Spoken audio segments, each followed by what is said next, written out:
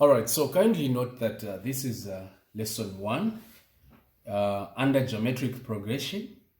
And if you are doing ECZ, questions on geometric progression come in paper 2. Okay, so in this video, we just try to focus on how to find the nth term.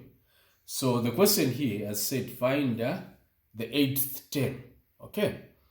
So now, what is the first thing that we must start with when finding the nth term?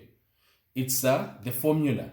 And this formula looks like this. Nth is equal to a r power n minus 1. So this is step number 1.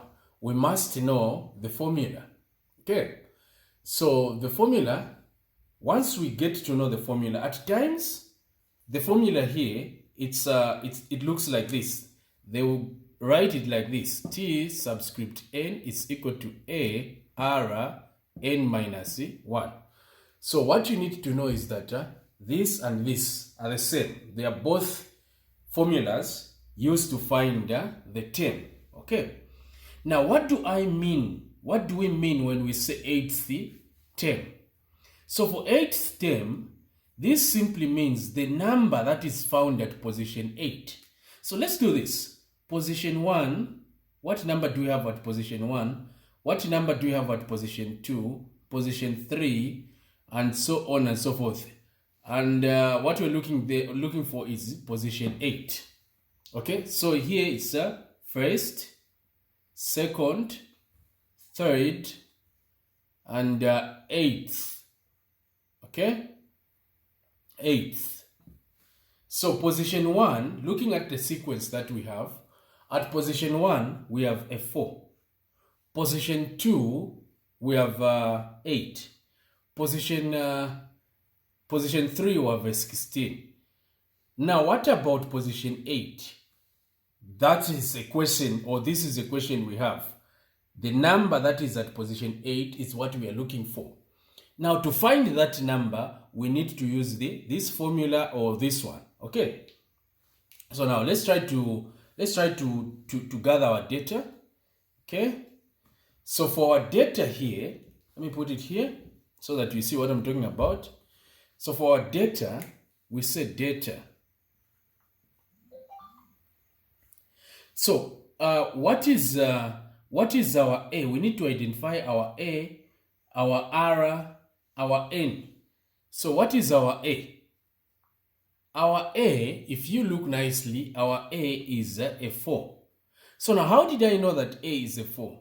The number that is at the starting point. Let's say if you have a sequence like this, 1, 2, 3, and so on and so forth. Which one will be our A here? It will be A1 because it's at the starting point. Okay. What if we have negative 4, maybe negative 6, negative 7, or things like that. Okay. Don't say this is GP. This is a geometric progression. I'm just picking numbers randomly to just show you on how you identify the A. The A will always be the number that is at a starting point. Okay. So that's it.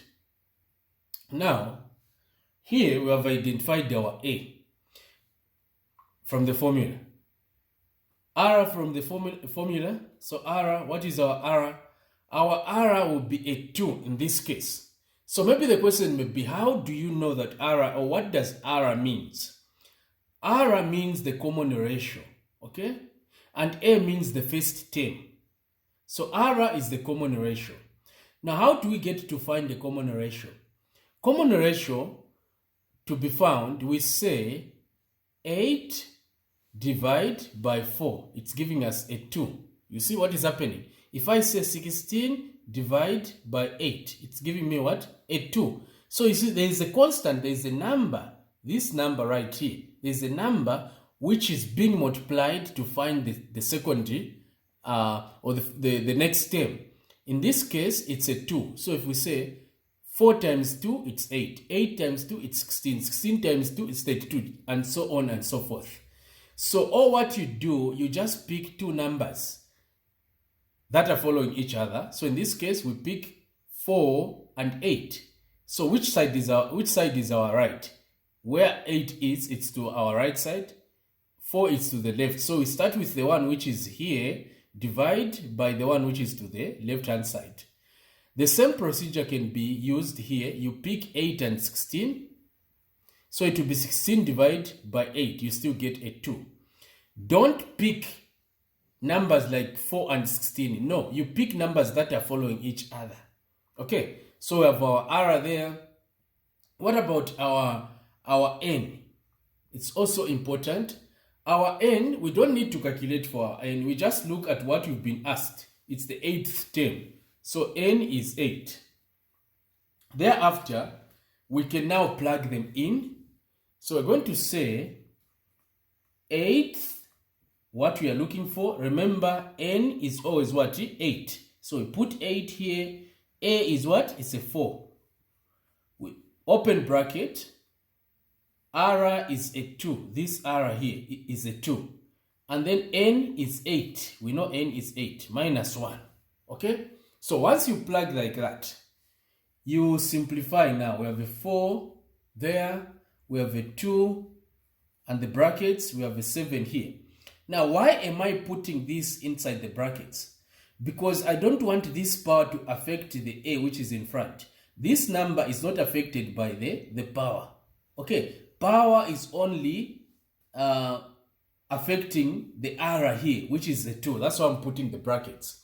So now from this stage, we work out here, what is it? 2 power 7, that is 128, okay? Because you said 2 times 2 times 2, 7 times. It will give us 128.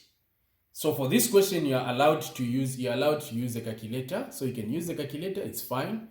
And then here, when we say 4 times 128, that's 5v12.